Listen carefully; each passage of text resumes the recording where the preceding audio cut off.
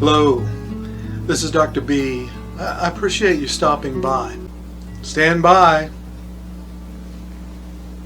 Let's get to it.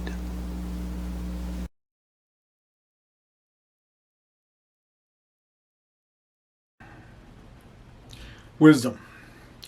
It's not something that can be bought. Some people have it in some areas and not in others.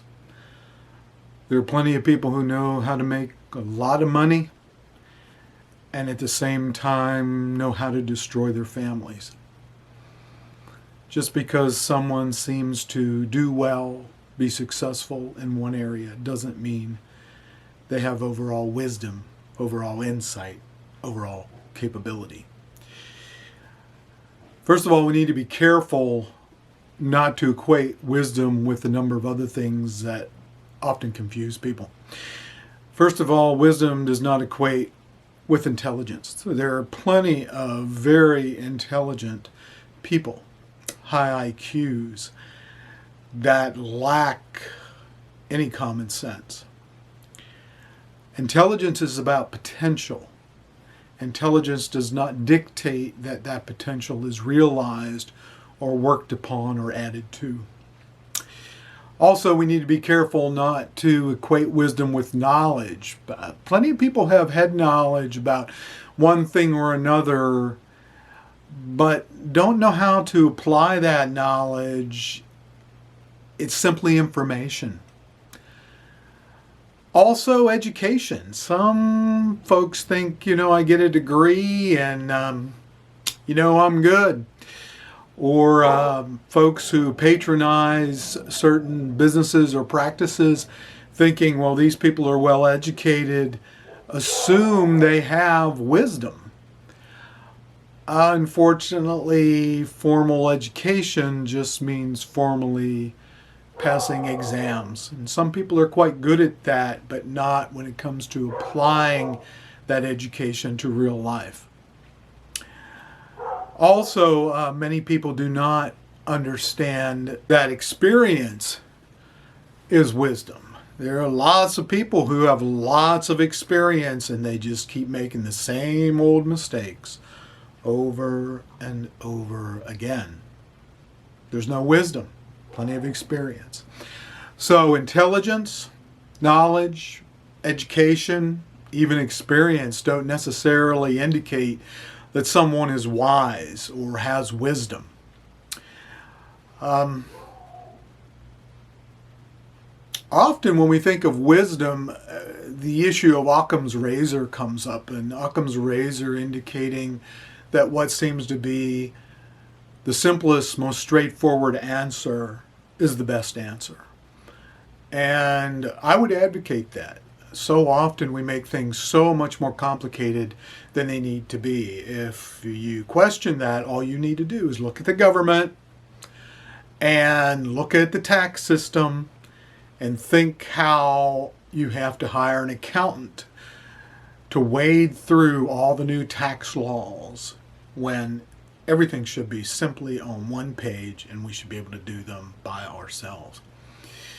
Complications. Education does that too. Education does that same very thing, makes things more complicated often than they need to be. And that is part of wisdom, recognizing that the most complex, most expensive, most intricate solutions to life and everyday problems may well not represent the very best answers to those problems. Occam's razor. Occam's razor. So, we talked about what wisdom isn't. So what is wisdom? Well, it's really the application of all the above, or possibly the application of all the above. However, you don't have to have expertise in every area. You don't have to have a high IQ. You don't have to have all the knowledge that's written in every book. And you don't have to have a lot of degrees to have what we used to refer to as common sense. Common sense indicating, the ability to have insight, practicality, and an economy of approaching things in a simplistic way.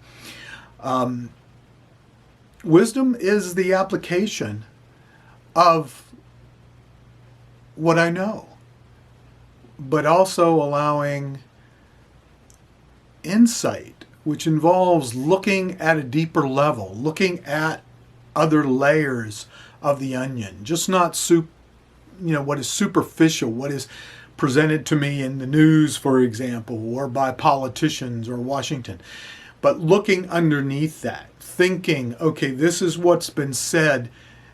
Could there be alternative motives behind this? Could there be other ways of interpreting the very data that they're giving us and giving us one explanation for?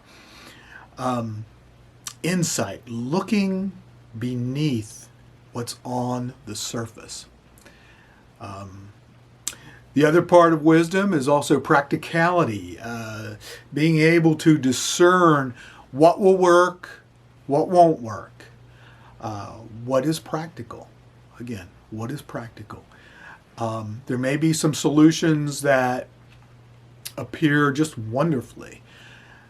However, the amount of money, time, emotional cost, and so forth just negate the practicality of it.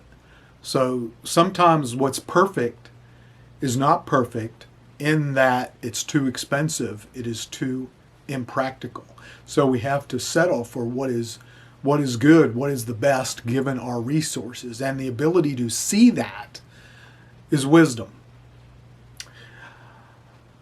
Foresight. That's another aspect of wisdom. If I do this today, what effects are going to reverberate through tomorrow and next month and possibly next year? This, of course, is very applicable thinking about business, thinking about families, and so much in between. The ability to anticipate outcomes, fallout, both positive and negative, when it comes to decisions, actions, that's wisdom. And as I was saying before, economy, thinking about what resources I have, how can I simplify things, and then how can I apply that in the best way possible. So wisdom on the surface is a very simple thing, but when we take a look at removing some of the layers of the onion, it's a little more complicated and it takes more time. And unfortunately, it is countercultural because we want instant oatmeal, we want instant burgers, we want instant credit, we want to buy things we can't afford. We want to say things out of impulse and out of emotion rather than computing the cost later on. Restraint is also part of wisdom, being able to restrain myself from giving in to my impulses, my ego, my emotions, because not only are those things going to affect me and what I'm going to have to deal with as a result of that, but also it's going to affect those I love, those I care about. And if I'm an employer, those that work for me. So being able to set aside pride, look objectively at situations is also part of wisdom. Being able to be objective saves a lot of agony, a lot of harm, and a lot of time doing cleanup. So I just encourage you all, apply some wisdom. Think about what we've discussed today. Think about what you do that's strength for you with regard to applying wisdom. Think what you don't do that you need to do so that you can apply more wisdom. It will save you a lot of aggravation and a lot of time not needing to scoop up poop.